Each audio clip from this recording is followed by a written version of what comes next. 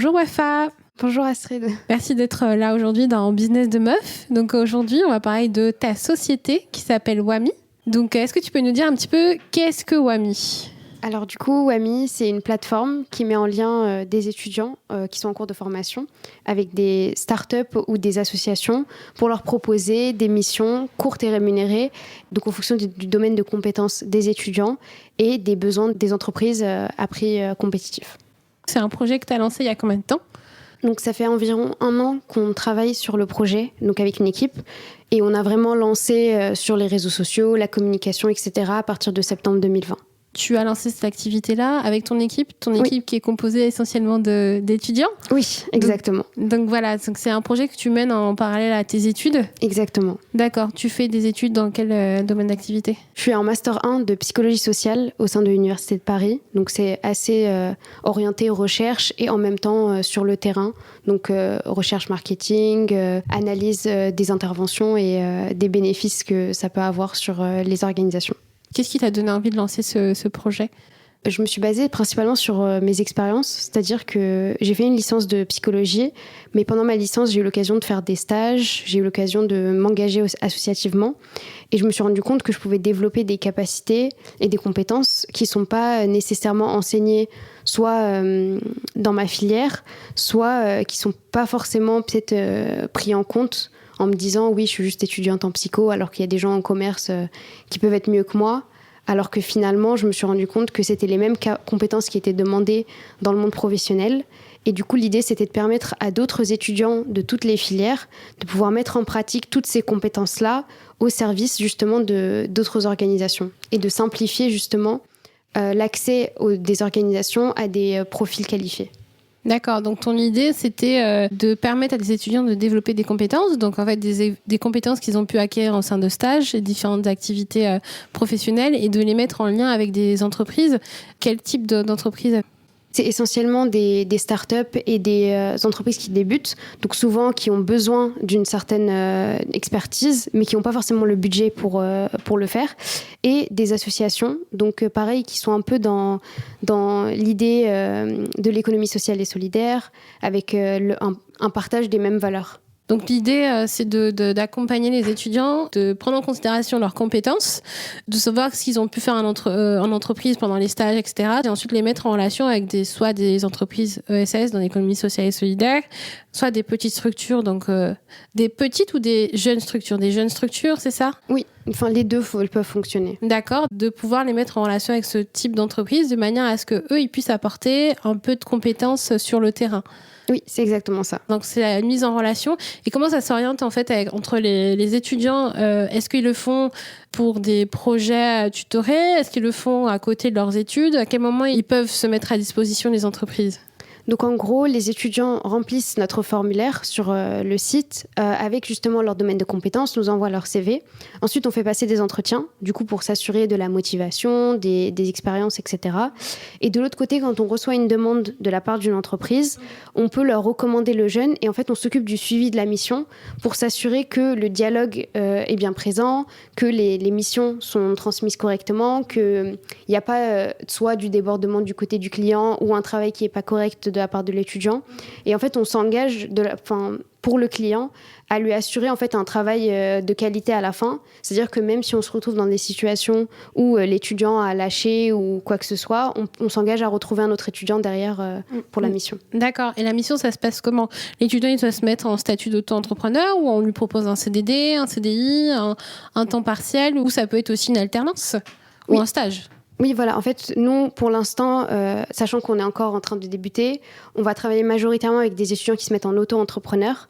L'idée derrière, c'est qu'en fonction de notre évolution, on peut éventuellement proposer des CDD. Mais l'objectif, en fait, c'est que les missions soient courtes, donc 1 mois maximum, et qui puissent donner la possibilité aux entreprises de recruter justement l'étudiant derrière, donc soit pour un stage, soit pour une alternance, ou pour un contrat longue durée, etc.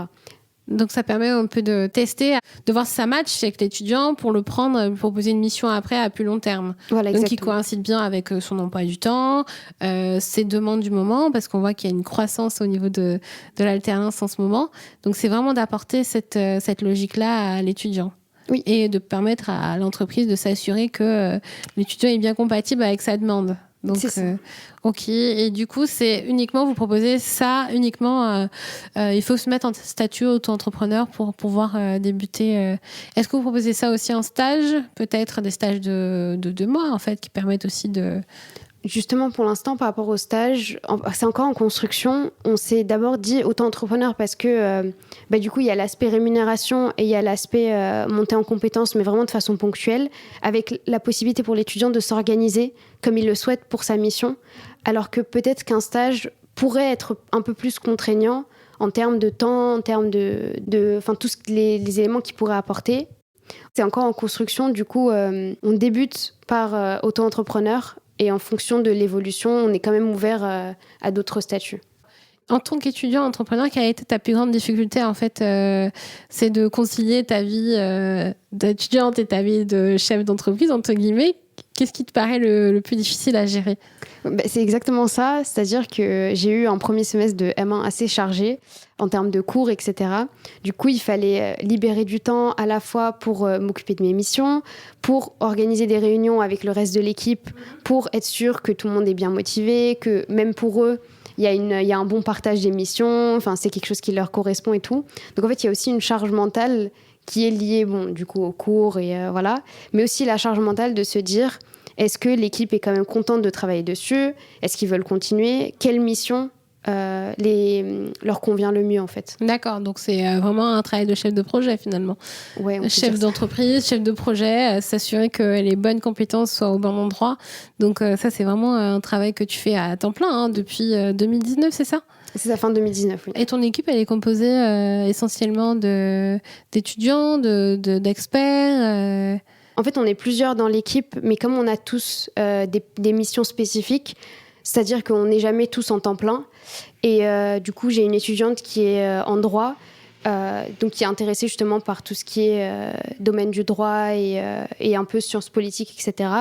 Et j'en ai une autre justement par rapport à l'expertise. Donc j'ai un étudiant qui est ingénieur, donc c'est lui qui s'occupe de la partie base de données, la partie technique.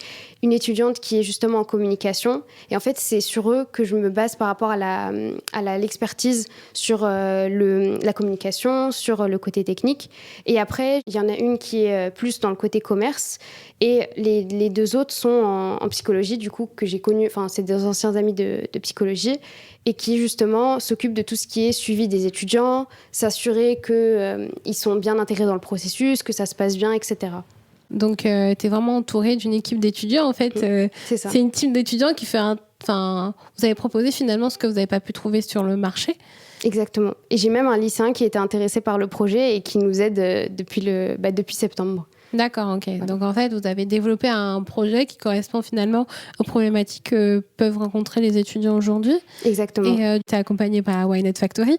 Alors, est-ce que tu peux nous en dire plus par rapport aux personnes qui t'accompagnent sur ton projet? Du coup, j'ai reçu le statut d'étudiant entrepreneur par le programme Pépites, donc en lien avec mon université. Et sinon, donc, je suis suivie par la Why Not Factory, que j'ai découvert aussi assez récemment, et aussi par l'incubateur French Tess, donc qui veut promouvoir en fait l'engagement et l'entrepreneuriat chez les jeunes qui sont issus soit de quartiers populaires, soit qui sont issus des minorités. Et j'aime bien en fait aussi l'idée générale justement qui est apportée par cet incubateur, mais après on ne pouvait pas s'engager dans un programme complet d'incubation, justement en raison des emplois du temps qui ne correspondent pas forcément pour l'instant. Donc on est surtout l'équipe à organiser et à apporter sa propre expertise.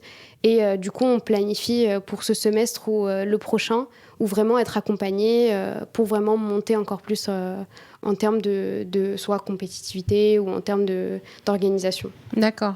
Le programme Pépite, qu'est-ce qui t'apporte au niveau du statut, de l'organisation, et qu'est-ce que ça t'ouvre comme porte? Déjà, sur l'aspect matériel, on a possibilité d'avoir accès à des salles. On a des éléments qui sont à notre disposition. Et justement, le programme Pépite, on est régulièrement invité en fait, à des conférences, à des séances avec des spécialistes. Donc, par exemple, on a eu l'occasion de parler avec une avocate pour lui présenter le projet. C'est à l'issue de ça en fait, qu'on prend aussi nos décisions derrière. C'est-à-dire, par exemple, plus commencer avec les auto-entrepreneurs, plus faire tel type de mission, etc. Et vraiment, on peut mieux cibler notre mission. Et notamment, par exemple, à travers des formations d'entrepreneuriat, comment monter son business plan, etc. D'accord. Donc, le programme Pépite, ça vous ouvre déjà l'accès à un statut particulier, celui d'étudiant entrepreneur, les locaux et une structure aussi d'accompagnement. Donc, vous êtes accompagné. C'est à quel rythme que vous êtes accompagné sur ce type de... C'est aussi par rapport à différents ateliers qui sont ouverts. Donc, en général, c'est un par semaine ou une fois toutes les 2 semaines. Et après, on est libre, en fait, de les contacter, justement, si on a besoin de conseils spécifiques, etc. Et comment tu envisages de développer cette activité après ? Là, tu disais que tu étais en Master 1, l'année prochaine Master 2, mémoire de fin d'année, panique à bord. Comment, je pense que tu es en formation initiale, donc en fait, comment tu vois les choses évoluer ? Est-ce que tu as envie de faire un Master spécialisé en entrepreneuriat après ta fac de psycho ? Est-ce que tu as envie de te lancer dans l'entrepreneuriat tout de suite ? Est-ce que tu as envie de faire ton stage de fin d'année, peut-être tout en entreprise ? Parce que ça, c'est possible aussi avec le programme Pépite. Comment t'envisages un petit peu l'avenir ? Comme chaque étudiant, c'est assez flou. Mais après, j'aimerais bien avoir la possibilité de voir si c'est possible de faire soit le M2, soit une année après le M2 pour faire le diplôme, pour valider le diplôme d'entrepreneuriat qui est proposé justement aux étudiants qui ont justement le statut d'étudiant entrepreneur. Et de manière générale, en fait, j'aimerais bien développer ce projet donc pour en faire bénéficier un maximum de jeunes. Et le plus important pour moi, c'est que pendant la durée que je consacre au projet, il y a un maximum de jeunes qui bénéficient, un maximum de structures. Et en fait, c'est plus du coup le chemin que là où on va aller au final. Et après, c'est vrai qu'au niveau des études... c'est vrai que c'est un domaine de réflexion auquel... en fait, quand on est à fond dans le projet et dans le présent, on s'est dit... ah ouais, je sais pas exactement dans quoi je m'oriente. Mais d'un autre côté, je trouve que la plupart des missions qu'on fait actuellement et tout cet aspect relationnel, en fait, il rentre dans ce que j'apprends en psycho. Du coup, ce que j'apprends dans les cours pendant la semaine, en fait, c'est ce que j'applique derrière, que ce soit des méthodes pour s'assurer que toute l'équipe fait bien ce qu'elle a envie de faire, etc. Et même au niveau de tout ce qui est comment on va manager les ressources humaines. Et même dans notre rapport aux étudiants, dans notre rapport aux clients, on a envie de créer une relation de confiance et vraiment qui permette en fait de se dire que c'est pas juste je travaille et je fais une mission, mais il y a quelque chose de plus. Enfin, je fais la mission parce que j'en ai envie. Oui, parce que voilà, on va partir de la connaissance de l'étudiant, du besoin de l'entreprise et faire en fait matcher les deux finalement. Exactement. Mais vraiment de se baser sur quelque chose qui donne envie et qui est engageant aussi. Peut-être que ça pourrait mettre en lumière pas mal d'entreprises et la personnalité de certaines d'entreprises aussi. Donc ça c'est vraiment intéressant de le mettre en avant comme ça. Qu'est-ce que tu pourrais dire à un étudiant qui a envie d'entreprendre demain ? Je lui dirais de se lancer et de le faire parce que s'il attend, peut-être que l'envie partira. Donc, autant le faire au moment où il a envie de le faire. Et au final, il va forcément apprendre que ça marche ou que ça marche pas. Il y aura toujours des apprentissages de cette expérience. Et c'est aussi ce que je me dis, c'est-à-dire que je vais pas attendre de me lancer ou de faire mon projet dans 5 ans, sachant que j'ai eu beaucoup de mal avant de commencer. Je me disais, mais non, j'ai pas le temps, c'est une responsabilité, c'est machin. Et en fait, en rencontrant d'autres entrepreneurs qui montent eux aussi leurs projets et qui se donnent à fond, je me suis dit, si je le fais pas maintenant, si je commence pas maintenant, je commencerai jamais, parce qu'il y a toujours des excuses. Et au final, on se lance et après on voit ce qui se passe. Actuellement, tu as quel type de statut ? Quel statut, forme de statut juridique ? Tu as monté une micro, une société, une entreprise individuelle ? Donc pour l'instant, en fait, comme du coup mon associé qui est ingénieur, il a une micro-entreprise qui a son nom. Donc on a débuté comme ça. Et sinon, on a prévu de commencer sur un modèle associatif, vu que ça rentre dans les modalités. Parce que du coup, on aide les étudiants, il y a toute une envie de sensibiliser derrière sur le monde du travail. Et on aimerait bien évoluer vers un statut de SA, éventuellement. Et en fait, ça dépendra de l'évolution du projet. De l'évolution du projet, mais le choix de l'association, c'est vraiment très, très intéressant, surtout pour des projets qui sont comme ça et qui aident forcément les étudiants à pouvoir s'intégrer dans le monde du travail. Et je pense que c'est une utilité, c'est un bon ratio pour les étudiants et c'est une bonne opportunité de pouvoir aussi intégrer le monde de l'entreprise et de voir comment ça se passe. On peut s'assurer aussi de voir si on est passionné ou pas par ce qu'on fait, qu'il y ait un lien entre ce qu'on a envie de faire et de voir si ça se passe vraiment comme ça dans la réalité. Donc, je pense que ça pourrait plaire à pas mal de personnes. Ce que je voulais rajouter par rapport au statut d'association, c'est que quand j'ai vu qu'il y avait un étudiant donc, qui était lycéen et qui était intéressé justement par le projet, en fait, ça m'a aussi fait prendre conscience qu'il y a d'autres jeunes qui sont encore plus jeunes que justement les étudiants, qui peuvent être intéressés, et il était aussi motivé et déterminé.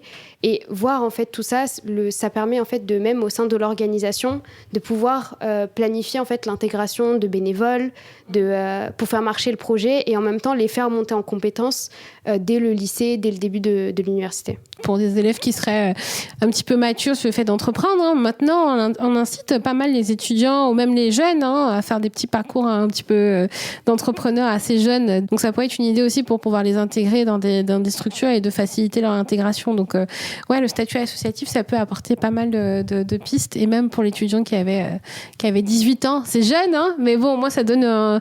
il n'y a pas d'âge pour entreprendre finalement, et il n'y a pas d'âge pour s'intéresser à ce type de structure. Donc... le statut d'association, ça pourrait donner pas mal d'informations par rapport à cela. Est-ce que tu voulais rajouter autre chose ? Oui, juste remercier mon équipe, parce qu'avoir des gens motivés autour de soi, ça pousse Ah oui, l'enthousiasme de son équipe, c'est vital. Totalement. Ça donne envie, et c'est ça qui nous fait avancer, je pense. Exactement. Donc voilà, merci Wafa d'avoir été là aujourd'hui. Merci à vous. Merci à tous d'avoir écouté le podcast. Donc je vous invite à laisser dès maintenant vos avis pour nous dire ce que vous avez pensé. Si vous connaissiez les programmes Pépites, si vous êtes étudiant et que vous avez envie de vous lancer, n'hésitez pas à écouter Wafa et aller voir ce qu'elle propose. N'hésitez pas à nous laisser vos avis, et aussi de vous inscrire sur la plateforme pour savoir un petit peu quel métier vous pourrez faire dans l'avenir. Merci beaucoup à tous. Au revoir. Au revoir. Merci à toutes et à tous d'avoir écouté ce nouveau podcast de Business de Meuf. Je vous invite dès maintenant à vous abonner pour ne rien rater des épisodes.